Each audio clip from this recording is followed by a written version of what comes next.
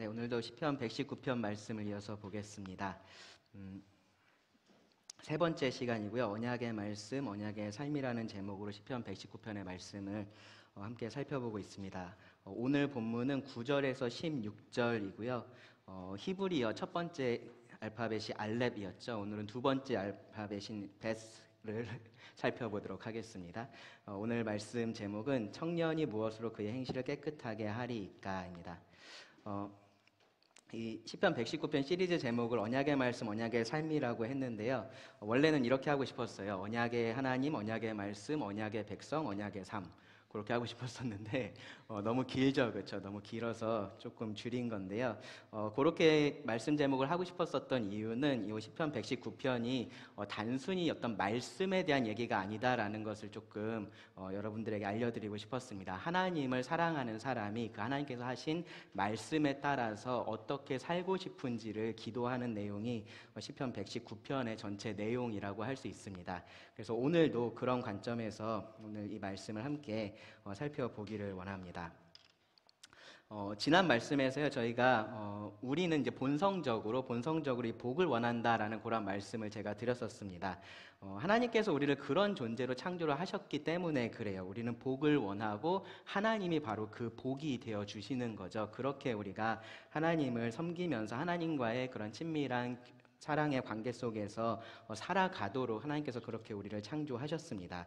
그래서 1절부터 8절에서 시편 기자는 여호와의 율법을 따라 행하는 자들이 복이 있다라는 그러한 가장 일반적인 삶에 대한 원리를 제시를 했었습니다. 하나님이 복이시고 또 우리에게 모든 복을 주시는 그런 유일하신 분이시기 때문에 그분의 말씀에 따라서 사는 사람이 정말로 이 땅에서도 그렇고 영원히 그렇게 행복을 누리는 복이 있는 사람이다라고 그렇게 말씀을 하는 겁니다.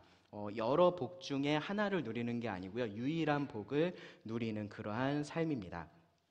오늘 본문은요 9절에서 16절인데요. 이 본문에서는 우리가 조금 주목할 것이 무엇이냐면요, 우리가 그런 복을 누리지 못하게 방해하는 것이 있다라는 그 사실입니다. 일반적으로 우리는 나를 행복하지 못하게 만드는 요인들이 이제 내 밖에 있다, 외부에 있다라고 그렇게 생각을 해요. 뭐 가정에 어떠한 문제가 있어서 내가 행복하지 못한 거야라고 생각을 한다든지, 뭐 내가 가지고 싶은 어떤 무언가를 내가 가지지 못해서 누군가 갖지 못하게 해서 나는 행복하지 않아, 이제 그런 식으로 생각을 하는 거죠. 그런 환경에 외부에 문제가 있다라고 생각을 합니다. 그런 면에서 이 교회나 하나님이 내가 행복해지는 것을 어떻게 보면 방해하는 이제 그러한 존재로서 생각을 하는 경우도 있습니다. 그런데 성경을 보면요, 우리의 행복을 근본적으로 방해하고 있는 것은 우리 밖에 있는 것이 아니라 우리 안에 있다라는 것을 우리가 알 수 있습니다. 그리고 그것이 바로 죄이죠, 그렇죠? 죄입니다. 이 죄라는 것에 대해서 성경적인 정의는 단순히 뭐 악한 것, 그러한 것이 아니라 하나님과 나 사이의 그 올바른 관계를 깨뜨리는 모든 것이 죄입니다. 그렇죠? 그리고 그 하나님이 유일한 복이시고 복의 근원이십니다. 그 하나님에게서 내가 멀어지게 된다면 당연히 그러한 복에서도 멀어지게 되는 거고 그러한 행복에서도 멀어지게 되는 겁니다.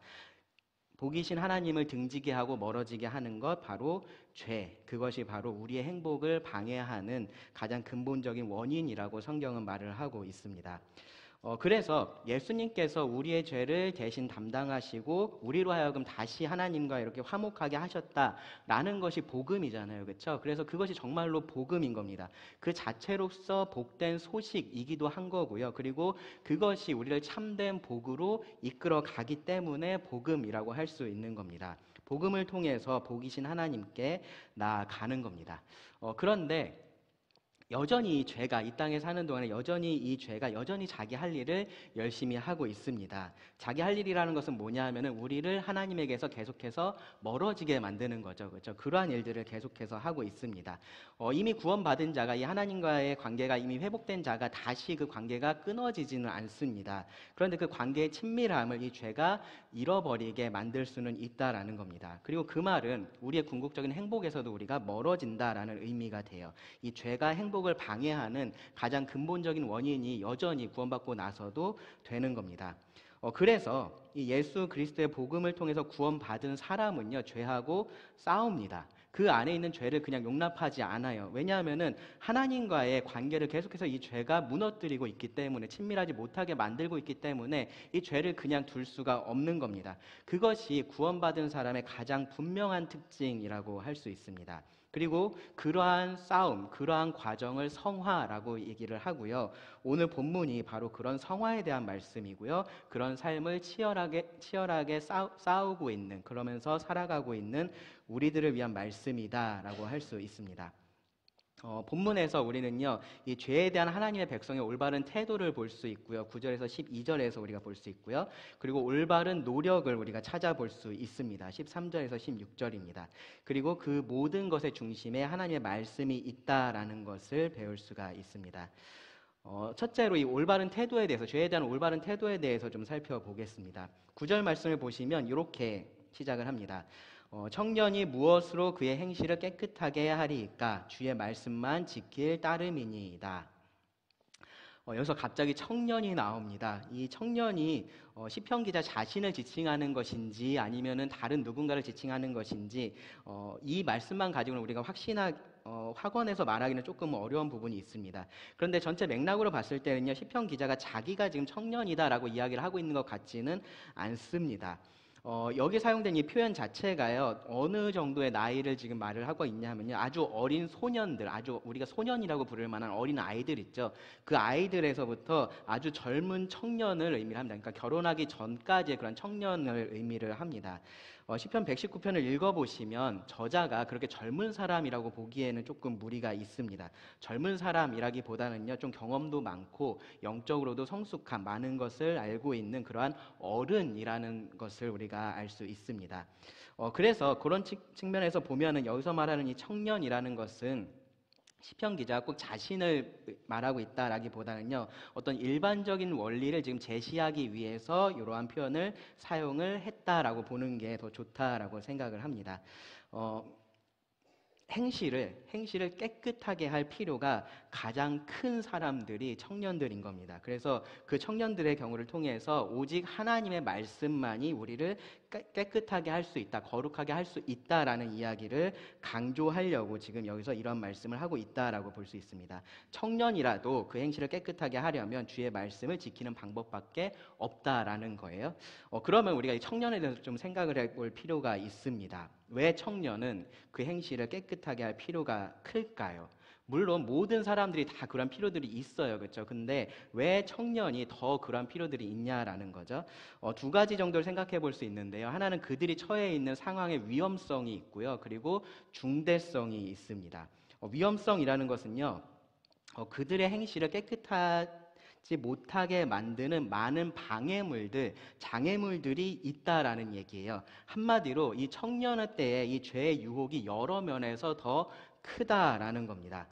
청년의 때를 생각을 해 보시면요, 그 전까지는 부모의 보호 아래 있습니다. 그렇죠? 어느 정도 그 보호 아래 있다가 조금씩 벗어나기 시작하는 시기가 바로 그 청년의 때입니다. 경제적으로도 이제 독립을 하기 시작을 하죠, 그렇죠? 뭐 완전히 그런 그 풀타임 잡을 가지지는 않더라도 조금씩 일을 하면서 자기가 돈을 벌어서 쓰기 시작하는 때가 이 청년의 때입니다.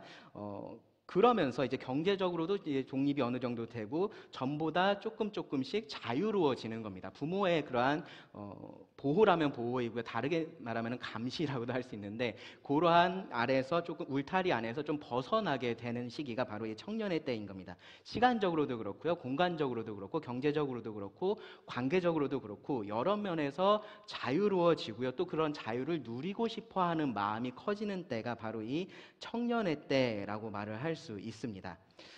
그런 마음을 세상이 아주 잘 알고 있어요. 그래서 그들을 죄로 이끌려고 노력을 합니다.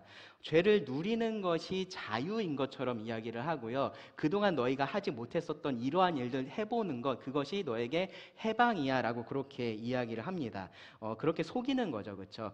그렇게 하지 않으면 인생에서 무슨 대단한 손해를 보는 것처럼 그렇게 이야기를 합니다. 이게 거대한 흐름이어서 누구나 다 그렇게 하고 있고, 네가 이렇게 하지 않으면은 너는 정말로 큰 손해를 보는 거야 라는 식으로 이야기를 해요.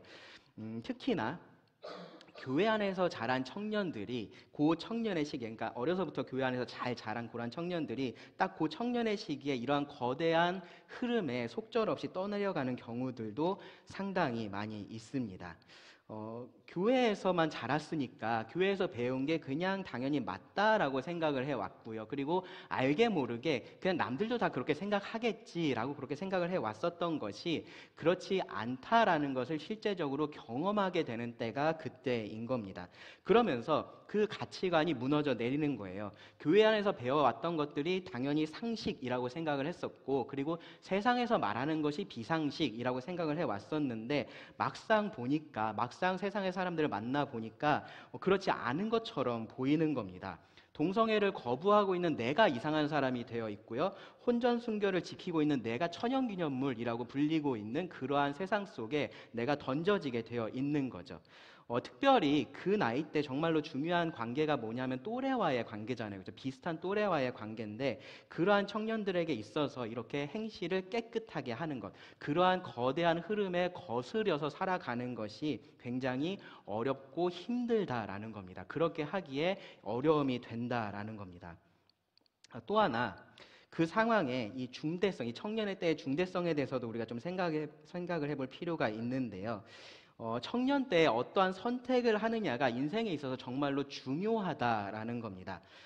우리 삶에 이제 습관이라는 것이 있죠. 습관이라는 것이 있는데요. 이 습관이라는 것이 단순히 어떤 행동을 좀 이렇게 반복하는 것, 우리가 뭐 버릇이라고 얘기하는 그런 것도 있는데 조금 더 삶에서 중요한 역할들을 하는 습관들이 있습니다. 뭐 잠자는 습관, 뭐 먹는 습관 그런 것들이 그렇죠, 그렇죠. 또 뭐 말하는 습관이라는 것도 굉장히 중요합니다. 어떤 사람은 이제 습관적으로 굉장히 부정적인 표현을 많이 사용하는 경우가 있어요. 그리고 혹은 또 말하면서 상대방을 좀 이렇게 하대하는 그런 표현들을 사용하는 경우도 있습니다. 그런 경우에 실제적으로 관계에 있어서 어려움을 겪기도 합니다.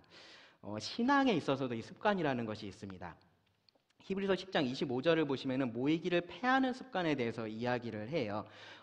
이 습관은요, 아마도 처음에는 분명히 이유가 있었을 겁니다. 이 히브리서의 배경을 우리가 생각을 해보면요, 주변에 어떤 박해, 핍박이 있어서 그렇게 모이기 어려웠었던 그런 상황이 있었을 것이다라고 우리가 추측해 볼 수 있습니다. 그런데 그것이 습관이 되고 나면, 그렇게 해서 한두 번 모이지 않았던 것들이 습관이 되고 나면요, 그 다음엔 어떻게 되냐면은 이유가 없어도 그냥 그 습관에 따릅니다. 처음에는 이유가 있어서 모이지 못했었던 것이 어느 순간에는 그냥 모이지 않는 것이 되어버리는 거죠. 그런 것이 모이기를 패하는 습관인 겁니다. 신앙의 그러한 습관이 그들에게 자리 잡았다라는 겁니다. 죄도요, 여러분 생각해 보시면 습관처럼 그렇게 범하는 죄들이 있습니다. 죄가 습관이 되면요, 본인은 그 심각성을 알지 못하거나 심지어 그게 죄라는 생각도 하지 않고서 그냥 그러한 일들을 하게 됩니다. 거짓말 하는 것이 습관이 되고요. 자기 변명을 계속해서 하는 것이 습관이 되기도 합니다. 뭐 남을 미워하는 것이 습관이 되기도 하고요. 음란한 생각을 하는 것이 습관이 되기도 합니다. 우리가 범하는 많은 죄들, 뭐 오늘 하루 여러분들 돌이켜 보시면은 많은 죄들이 생각나실 텐데 그러한 것들이 날마다 새로운 것들이 아닌 경우가 많아요. 대부분 내가 넘어진 데 또 넘어지고 같은 것을 반복하고 습관적으로 범하는 죄들이 우리들에게 굉장히 많이 있습니다. 청년의 때는요, 앞서서 말씀을 드렸었던 것처럼 그런 독립의 시기이고 자유의 시기라고 말할 수 있습니다. 근데 신앙적인 면에서도 똑같이 그런 거예요. 흔히 말하는 것처럼 자기 신앙을 정말로 세워가기 시작하는 시기가 바로 그 청년의 때입니다. 그래서 그때 만드는 신앙의 습관이라는 것이 굉장히 중요합니다. 여기 9절 말씀해 보시면은 그의 행실이라는 표현을 사용했죠. 행실. 1절에서의 이 행위하고 비슷하게 길을 의미하는 그러한 단어예요. 길. 근데 성경에서는요, 거의 비유적으로만 사용이 됐습니다. 그래서 길을 의미하기보다는 항상 사람의 어떠한 삶을 의미를 합니다. 길에 대해서 여러분 생각을 해보시면요, 이 길이라는 것은요, 우리가 걸어가는 그런 곳을 의미하기도 하는데 거기에 내포된 또 다른 의미가 뭐가 있냐 하면요, 이 길을 따라가다 보면은 결국은 어떤 장소에 도달하게 된다라는 그러한 의미도 있습니다. 그래서 어떤 길을 선택하느냐가, 그리고 내가 어떤 길을 지금 걷고 있느냐가 그 운명을 결정한다라고 그렇게 이야기할 수 있어요. 내가 동쪽으로 가는 길을 걷고 있으면서 서쪽에 도달하기를 원할 수는 없는 거죠. 그렇죠? 그렇게 길은 그 운명이 정해져 있다라는 겁니다. 청년의 때에 이 행실이라는 것, 내가 어떠한 길을 걸어가느냐가 중요한 것은요, 그 선택이 습관이 돼서 앞으로의 삶에 아주 큰 영향을 주기 때문에 그렇습니다. 그리고 그 삶이 아주 길게 남아있기 때문에 그렇습니다. 그래서 좋은 습관을 만들어야 되고요, 나쁜 습관을 만들지 말아야 됩니다. 좋은 습관은 계속해서 지키기 위해 노력을 해야 되지만, 나쁜 습관은 내가 노력하지 않아도 자연스럽게 아주 잘 생겨난다라는 사실을 알고요, 특히나 이 나쁜 습관이 나에게 생기지 않는지 그렇게 조심해야 됩니다. 주의해야 되는 거예요. 뭐 어떤 거랑 똑같냐 하면요, 좋은 자세로 앉는 것 의식적으로 해야 되죠. 그렇죠? 아주 의식적으로 해야 됩니다. 그런데 나쁜 자세로 앉는 것은 아주 쉽습니다. 그냥 앉으면 우린 대부분 나쁜 자세로 앉아 있어요. 그러다가 정신 차리고 똑바로 앉아 있다가도 어느 순간에 정신 차려 보면 또 나쁜 자세로 그렇게 앉아 있습니다. 차를 앞으로 가게 하려면요, 계속해서 연료를 사용을 해야 돼요. 그렇죠? 엑셀을 계속해서 밟아줘야 됩니다. 근데 멈추기 위해서는, 물론 갑자기 멈추려면 브레이크를 밟아야 되지만, 그러지 않아도 엑셀을 떼고서 가만히 있으면 차는 가다가 멈추게 되어 있습니다.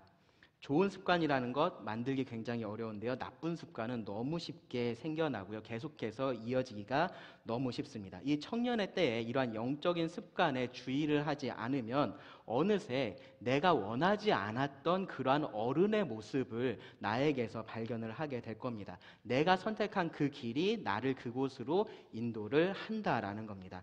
그렇게 두 가지 면에서 이 청년의 때가 정말로 그 행실을 깨끗하게 하는 데 있어서 중요한 그러한 시기가 됩니다. 중요하고 위험한 시기가 됩니다.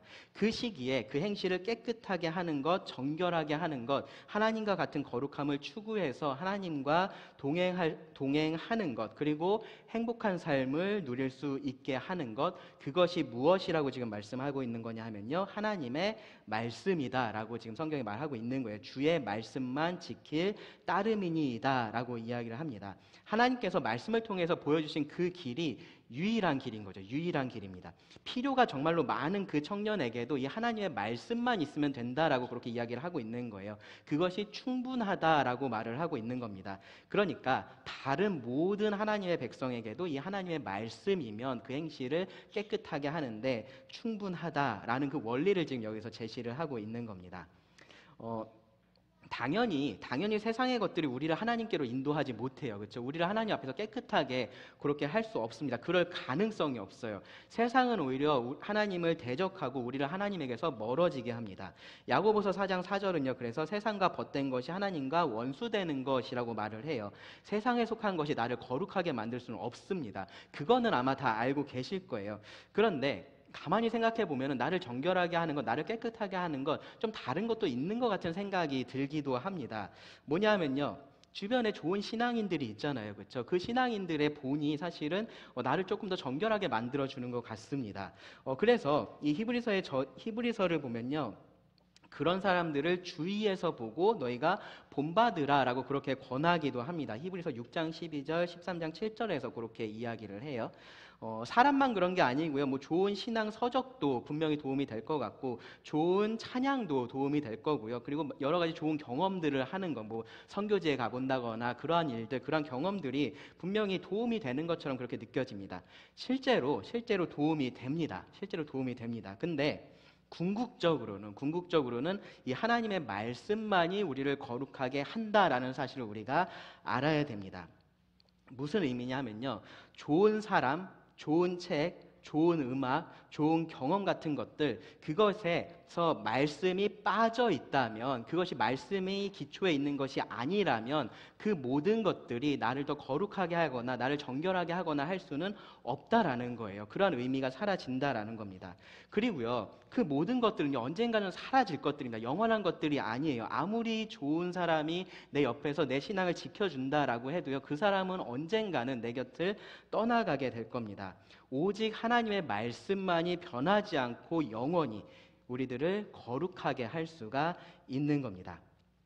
이 9절 말씀이 그래서 제시하는 원리는 분명합니다. 거룩한 삶을 위한 어떤 영적인 필요가 있든지 하나님의 말씀이 그것을 채운다라는 겁니다. 오직 하나님의 말씀이 그것을 채울 수 있다라는 거예요. 그래서 예수님도요, 요한복음 17장 17절에서 제자들을 위해서 기도하시면서 그들을 진리로 거룩하게 하옵소서, 아버지의 말씀은 진리니이다 라고 말씀을 하셨습니다. 다른 어떤 것이 아니라 이 하나님의 말씀이 그들을 거룩하게 할 수 있기 때문에 그렇게 기도를 하셨던 겁니다.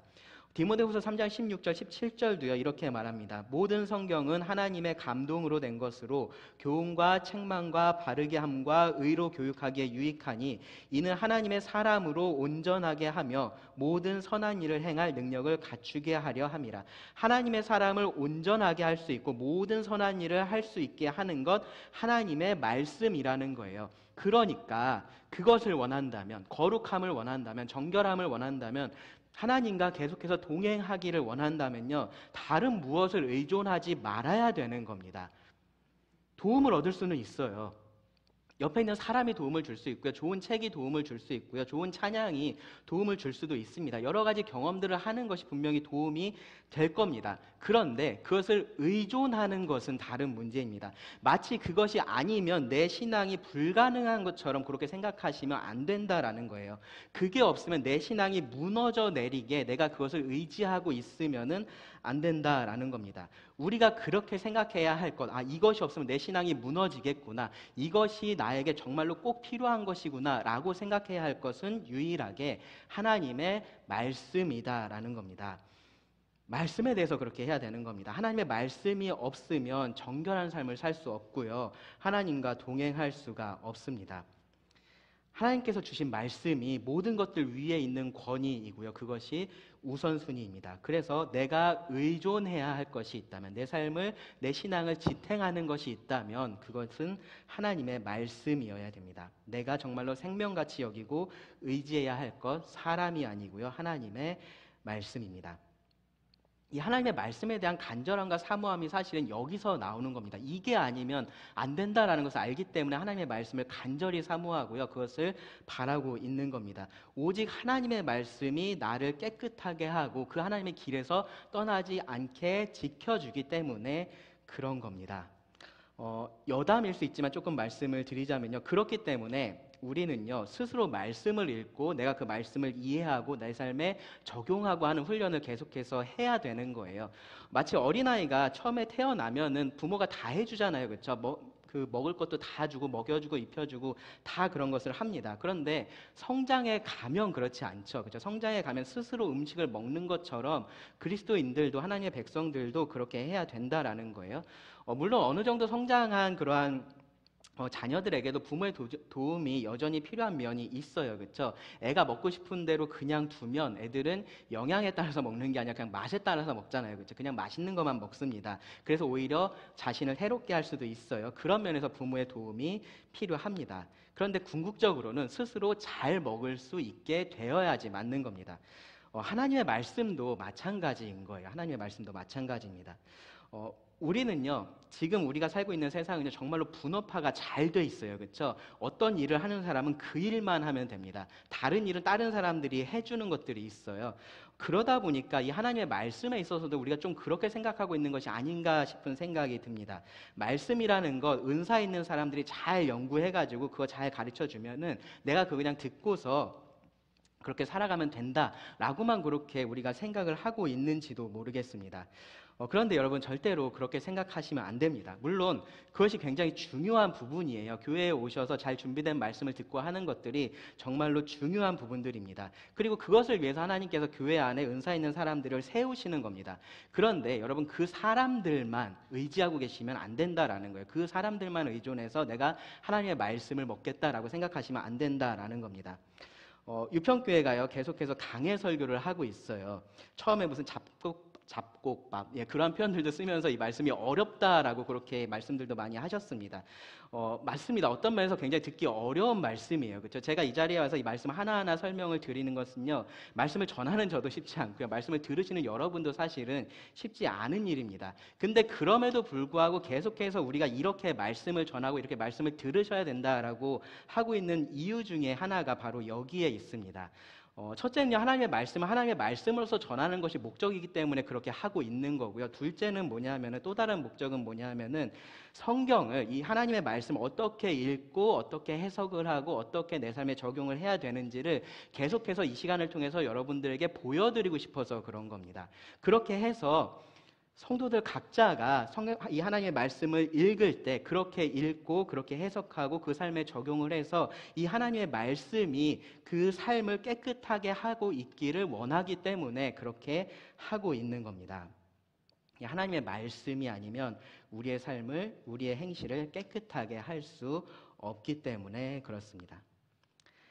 그리고요, 그렇기 때문에 이 시편 기자가 자연스럽게 말씀에 대해서 이러한 태도를 보입니다. 10절부터 12절의 말씀을 보시면 이렇게 말씀을 합니다. 내가 전심으로 주를 찾았사오니 주의 계명에서 떠나지 말게 하소서. 내가 주께 범죄하지 아니하려 하여 주의 말씀을 내 마음에 두었나이다. 찬송을 받으실 주 여호와여, 주의 율례들을 내게 가르치소서. 먼저 여기 10절 말씀에서 저자는요, 이 모든 기도의 궁극적인 목적이 무엇인지를 분명하게 말을 하고 있어요. 전심으로 주를 찾는 겁니다. 하나님을 찾고 있는 거예요. 거룩한 삶을 살고 싶은 것, 그 삶에서 죄를 제거하고 싶은 것, 그 목적이 그렇게 해서 사람들을 감동시키거나 혹은 그들에게 어떤 인정을 받거나 칭찬을 받거나 그런 것이 아닌 겁니다. 하나님의 계명에서 떠나지 않기 원하는 이유는요, 그렇게 해서 하나님을 만나기 원하기 때문에 그렇습니다. 하나님과 동행하기를 원해서 그렇습니다. 하나님과 함께하는 그 친밀함을 계속해서 누리고 싶기 때문에 그렇게 하는 겁니다. 그것이 궁극적인 이유입니다. 그리고요, 11절에서도요, 그래서 보시면 주께 범죄하지 않는 것을 목적으로서 말을 하고 있어요. 죄가 문제인 이유는요, 그 죄 자체가 어떠한 악한 속성을 가지고 있는 것이 근본적인 원인이 아니고요, 그 죄가 궁극적으로 하나님을 향하는 것이기 때문에 그렇습니다.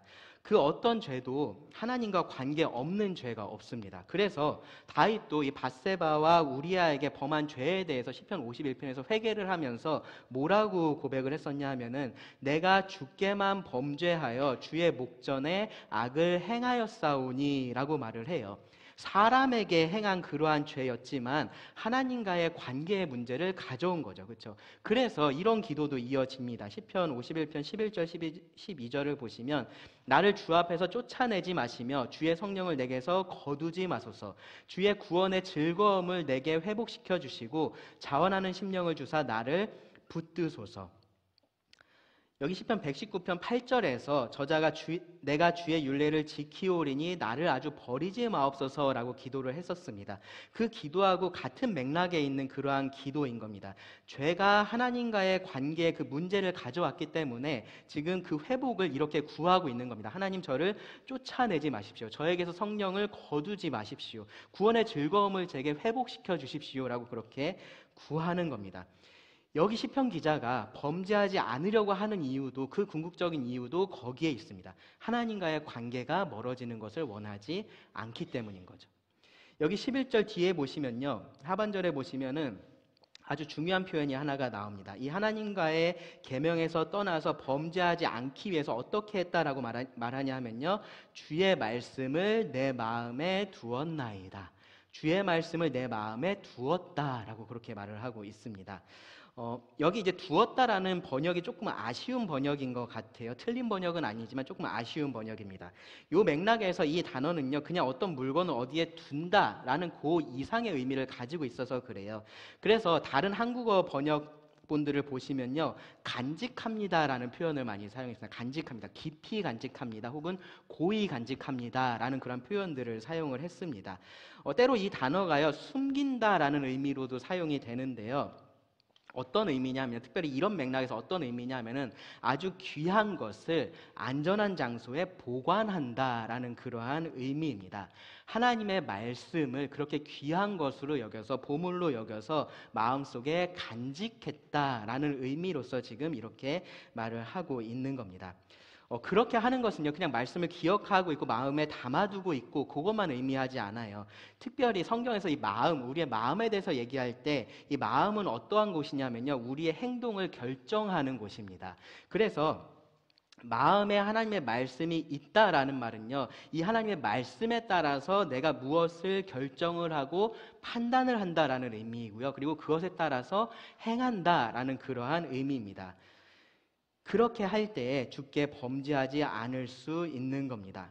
자, 그러면은 성경책은 눈에 보이고 있죠. 그렇죠? 근데 마음이라는 것은 눈에 보이지 않습니다. 그럼 어떻게 내가 마음에 이 하나님의 말씀을 둘 수 있을까요? 거기에 간직해 둘 수 있을까요? 어, 뒤에 보면은 그 말씀이 나옵니다. 뭐 옛날에 뭐 이렇게 영어 공부 옛날에 하신 분들 드라마 같은 거 보면은 사전 그 영어 단어 외우면서 요만큼 다 외우면 막 이렇게 찢어서 먹고 막 그런 거 있잖아요. 그렇죠? 네, 그런 장면이 저는 조금 생각이 났었는데, 네, 성경책을 그렇게 읽으면서 먹는다고 해서 마음속에 그렇게 두는 것은 아닙니다. 어떻게 할 수 있는지는 우리가 뒤에서 좀 볼 겁니다. 그런데 여기서 우리가 좀 주목해 봐야 될 것은 뭐냐면요. 이 시편 기자의 태도예요. 이 시편 기자가 이 하나님의 말씀에 대해서 지금 어떠한 태도를 보이고 있는지. 정말로 하나님의 말씀을 알고 싶어 하고 있고요. 그리고 정말로 그 말씀에 따라서 살고 싶어 하고 있습니다. 정말로 거룩하기를 원하고요. 정말로 범죄하지 않기를 원합니다. 그렇게 하기 위해서 자기가 할 수 있는 최선을 다하고 싶어 합니다.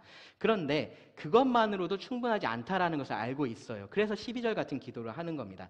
찬송을 받으실 주 여호와여, 주의 율례들을 내게 가르치소서. 하나님의 도우심이 필요하다라는 거죠. 하나님의 가르치심이 필요하다라는 겁니다. 그렇지 않으면, 하나님께서 돕지 않으시면, 하나님께서 깨닫게 하지 않으시고 가르쳐주지 않으시면 이 말씀을 깨닫는 것도 불가능하고, 이 말씀을 내 마음에 두는 것도 불가능하고, 말씀을 떠나지 않는 것도 불가능한 겁니다. 행실을 깨끗하게 할 수 없고요. 주께 범죄하지 않을 수도 없습니다. 그래서 이 하나님께 합당한 찬양을 여기서 드리면서 동시에 하나님의 도우심도 구하는 겁니다.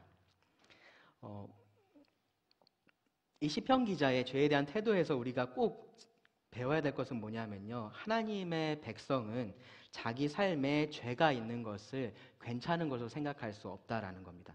정말로 구원받은 사람, 영생을 가진 사람이 원하는 것은요, 죄가 없는 삶이 되어야 됩니다.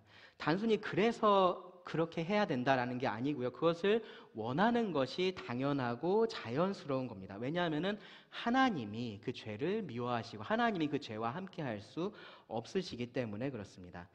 그럼에도 불구하고요. 지금 이 말씀에서 우리가 확실히 알 수 있는 것은 뭐냐면요. 이 땅에 사는 동안에 죄에서 완전히 벗어날 수는 없다라는 거예요. 그것을 우리가 부인할 수는 없습니다. 그런데 그렇다고 해서 그것이 죄에 대한 변명이 될 수도 없다라는 것을 알아야 됩니다. 죄는 지을 수 있는 거고 지어도 괜찮은 것이라고 생각할 수 없다라는 거예요. 죄에서 벗어나고 싶어 하는 것, 죄를 짓고 싶어 하지 않는 것, 그것이 정상입니다. 우리가 죄에서 완전히 벗어날 수 없다라는 말은요, 죄가 좋은 것이라는 의미도 아니고요, 죄를 지어도 괜찮고 혹은 죄를 지어야 된다 그런 의미가 아니에요. 근데 가끔씩 이런 말을 하면요, 마치 그런 것처럼 그렇게 생각하는 경우들이 있습니다. 죄 없는 완전한 삶을 살 수 없다라는 그 사실은요, 이 죄에 대해서 그리고 이 죄를 버리라는 하나님의 명령에 대한 변명이 될 수는 없습니다. 그래서요, 이 말씀에서 우리가 좀 생각해 봐야 될 것이 뭐냐면요, 바로 9절에서 하고 있는 질문입니다. 9절의 시작과 같은 질문을 지금 나에게 하고 있느냐입니다. 하나님, 제가 어떻게 저의 행실을 깨끗하게 할 수 있을까요? 라는 이 질문을 나 스스로에게 하고 있느냐라는 겁니다. 아침에 일어났을 때 그런 질문을 나에게 하고 밤에 자기 전에 그러한 질문을 나에게 하고 있느냐입니다. 나의 행실이, 나의 삶이 하나님 앞에서 깨끗해야 한다라는 그 필요성을 내가 느끼고 있느냐라는 겁니다. 세상은 우리에게 그렇게 할 필요 없다라고 얘기해요. 젊은 사람들한테 뭐라 그러냐면요, 왜 지금 굳이 그렇게 살려 그러냐라고 말을 합니다. 왜 지금 그렇게 살아서 네 이 황금 같은 이 삶을 낭비하려 그러느냐라고 말을 합니다. 그렇게 살면 삶에 무슨 낙이 있냐라고 말을 합니다. 네가 지금 즐기지 않으면 나중에 즐기지 못한다라고 이야기를 해요. 어차피 시간 지나면은 하고 싶어도 할 수 없는 것들 그냥 지금 하고 거룩한 삶 같은 거 나중에 되면 그때 돼서 알아서 될 거야, 그렇게 이야기를 합니다. 나이 든 사람한테는 뭐라 그러는지 아시나요? 이제는 때가 됐다라고 하나요? 이젠 네가 거룩한 삶을 살아야 된다라고 하나요? 아니에요. 어차피 늦었다 그럽니다. 이제 와서 뭘 하려고 그러냐라고 합니다. 지금까지 네가 이렇게 살았는데 이제 와서 무슨 부귀영화를 누리겠다고 네가 그렇게 변화되고 싶어 하느냐라고 말을 합니다. 그냥 지금까지 살아왔던 것처럼 적당히 살면 된다라고 말합니다. 너무 악하게 살지 말고 적당한 죄 같은 거는 네 삶에 있어도 상관없다라고 이야기를 하는 것이 세상입니다. 그런데 성경은 그것이 우리의 죄에 대한 태도가 되면 안 된다라고 이야기를 하고 있는 거예요. 나이가 몇이 됐든지 상관이 없는 겁니다. 여전히 똑같은 질문을 우리는 매일매일 순간순간 우리들에게 해야 됩니다. 하나님, 제가 어떻게 저의 행실을 깨끗하게 할 수 있을까요? 제가 어떻게 하나님의 말씀에 따라서 저의 삶을 거룩하게 변화시켜 갈 수 있을까요? 라고 그렇게 물어봐야 되는 겁니다. 세상의 말이 아니라 하나님의 말씀을 들어야 되는 겁니다. 하나님 우리에게 거룩하라 라고 말씀하시고요. 아들의 형상을 본받으라 라고 말씀을 하십니다. 그리고 어떻게 그렇게 할 수 있는지도 말씀해 주십니다. 그 말씀을 마음에 깊이 간직을 하고요. 그것에 따라서 살아야 되는 겁니다. 그러기 위해서 시편 기자가 어떤 노력을 했는지 이어지는 말씀을 통해서 좀 간략하게 살펴보겠습니다. 13절부터 16절인데요. 올바른 노력입니다. 주의 입의 모든 규례들을 나의 입술로 선포하였으며 내가 모든 재물을 즐거워함 같이 주의 증거들의 도를 즐거워하였나이다. 내가 주의 법도들을 작은 소리로 읊조리며 주의 길들에 주의하며 주의 율례들을 즐거워하며 주의 말씀을 잊지 아니하리이다. 먼저 13절을 보시면요. 시편 기자가 무엇을 했다라고 말을 하냐면은 주의 입의 모든 규례들을 나의 입술로 선포하였다라고 말을 합니다. 하나님의 말씀을 말했다라고 이야기를 하는 거죠. 하나님의 입에서 나온 모든 말씀이 또한 나의 입에서 나오게 했다라고 그렇게 이야기를 하는 거예요. 언젠가 청년들이 저한테 이런 질문을 했던 적이 있는데요. 성경 공부하는데 제일 좋은 방법이 뭐냐 이제 그런 질문을 했었어요.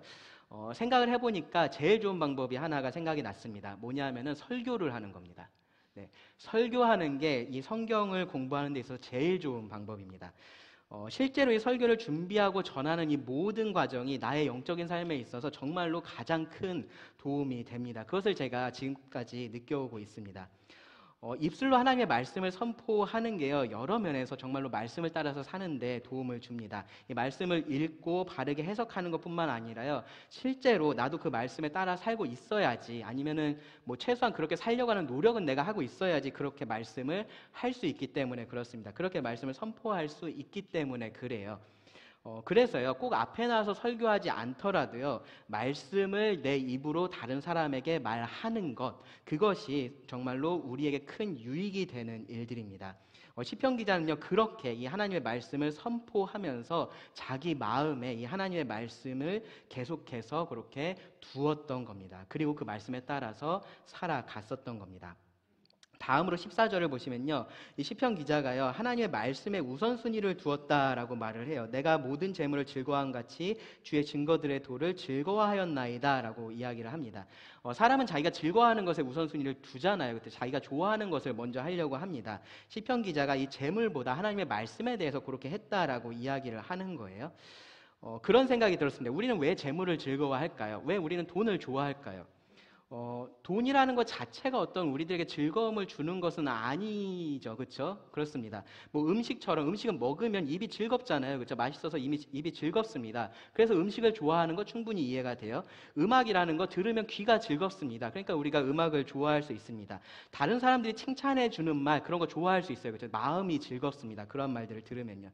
근데 돈이라는 것은 그런 것들이 아닙니다. 그냥 종이일 뿐이에요. 근데 찾아보니까 우리나라 돈은 이게 종이가 아니라 면이라 그러더라고요. 그래서 잘 안 찢어지게 만든다고 뭐 그렇긴 하는데, 근데 어쨌든 거기에 무슨 재밌는 글이 써 있는 것도 아니고, 뭐 거기에 내가 뭐 그림 같은 거 그릴 수 있는 것도 아니고, 그런데 사람들이 돈을 다 좋아합니다. 돈을 즐거워합니다. 왜 그럴까요?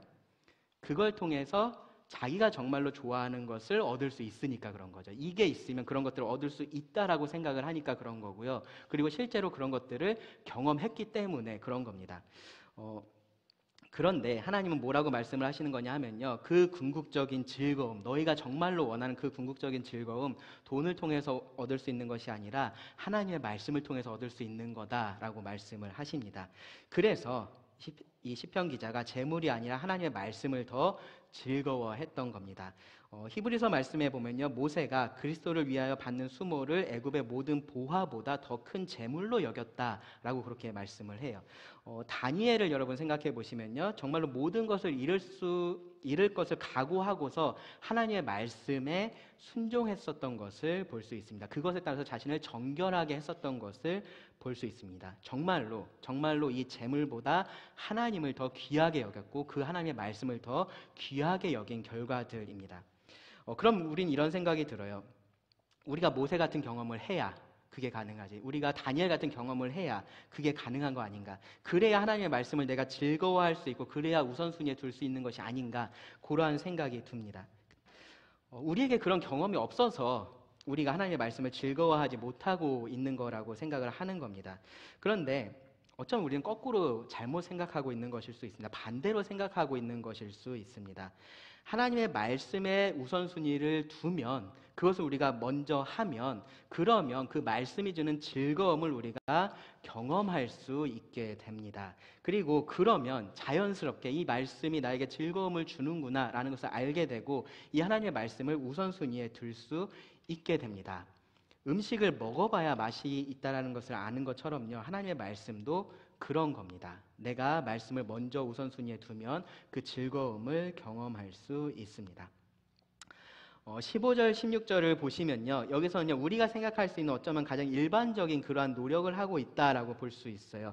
하나님의 말씀을 묵상하는 것, 작은 소리로 읊조리는 거죠. 묵상하는 겁니다. 그리고 연구하는 겁니다. 주의 길들에 주의하며 거기에 내 시선을 계속해서 두는 겁니다.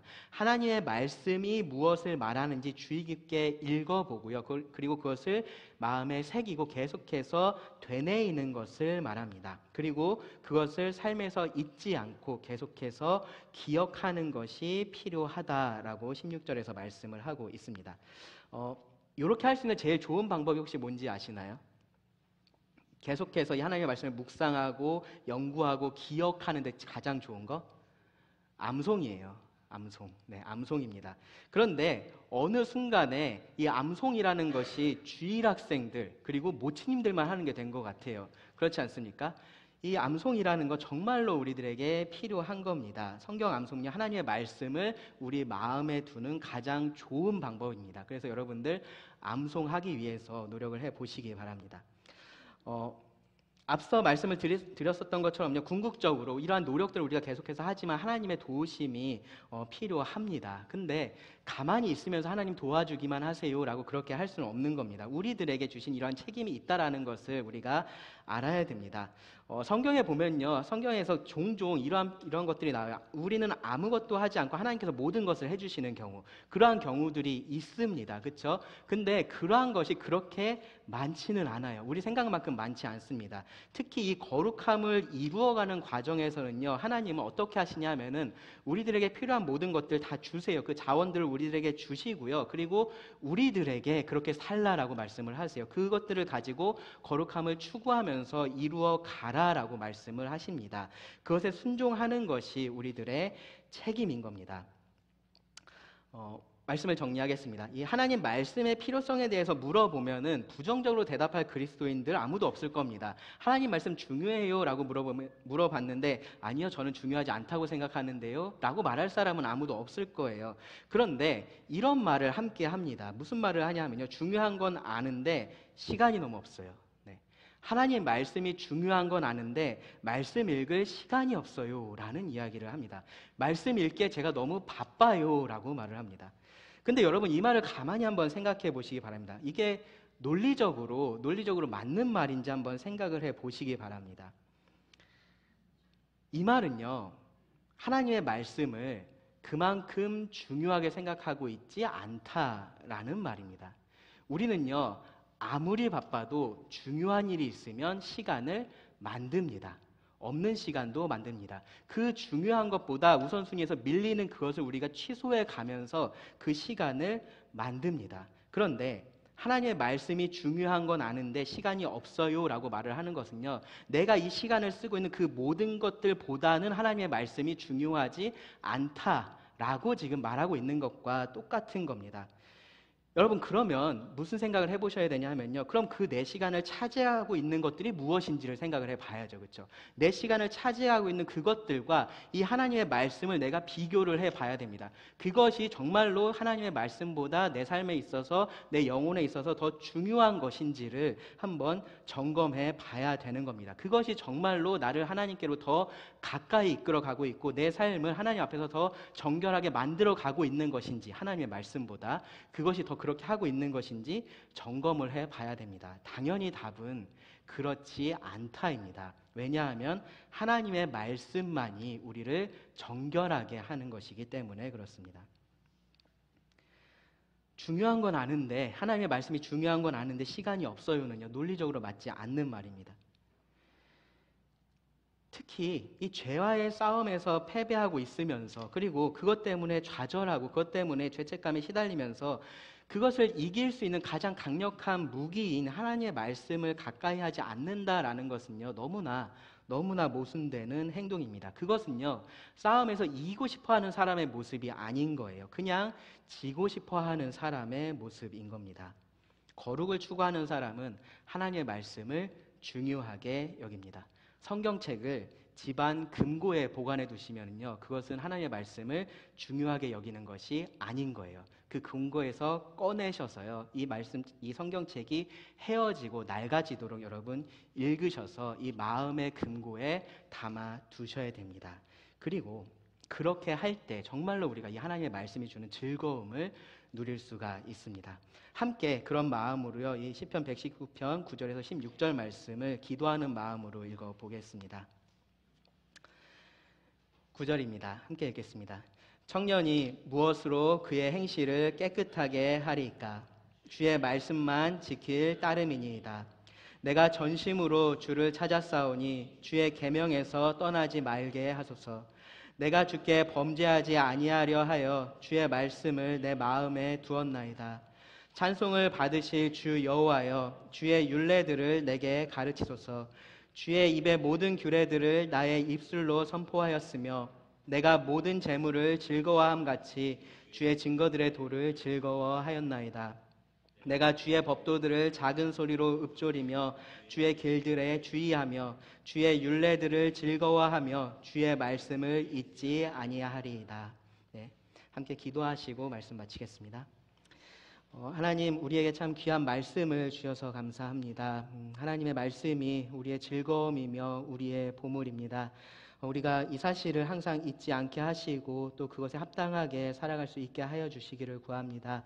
하나님의 말씀을 우리 마음에 두고 그 말씀에서 떠나지 않아서 정말로 주님을 닮은 그러한 거룩함으로 더욱더 나아갈 수 있기를 원합니다. 그렇게 우리의 행실이 깨끗하여져서 하나님과 늘 동행하는 자들이 되게 하여 주시기를 구합니다. 들은 말씀을 주님께 의지하며 예수님의 이름으로 기도드립니다.